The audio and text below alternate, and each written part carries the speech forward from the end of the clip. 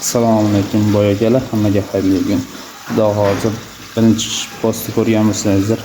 Albatta, xonalarni bitirdik, birinchi qismini tugatdik. Xudosan bugun ikkinchi qismi boshlanyapti. Sizlar endi hovliga o'tamiz tashkani, xudo xolisa. Azzaga suv quyish jarayonida. Inshaalloh sovib keladi, ko'p istashga ustalarga savol. Nimaga suv quyiladi? Javobni kommentariya yozamiz. Ish jarayonini birga kuzatamiz.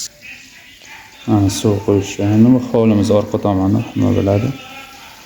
Bu yo'li sekin boryapti. Hali endi boshladik deganlar uchun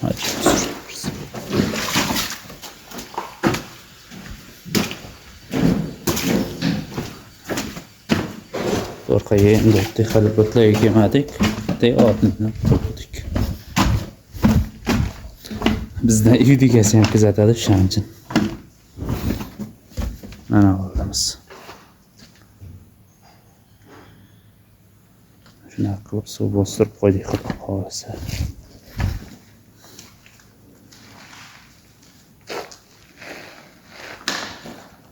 Eng qo'rqinchli erkak qana bo'ladi bilasizlarmi? Hayotda qoqilib, yiqilib, sinib, yana qayta oyoqqa turgan erkak.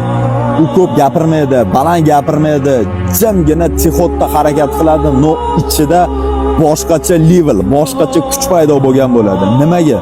Chunki u eng qattiq og'riqlarni ham his qilib ko'rgan. Yo'qotishni, xiyonatni, yolg'izlikni, hammasini. Eng muhimi u o'sha joydan o'zini o'zi tortib chiqqan. Hech kim yordam bermagan, hech kim qutqarmagan, hech kim uni poddeshka qilmagan, yonida bo'lmagan.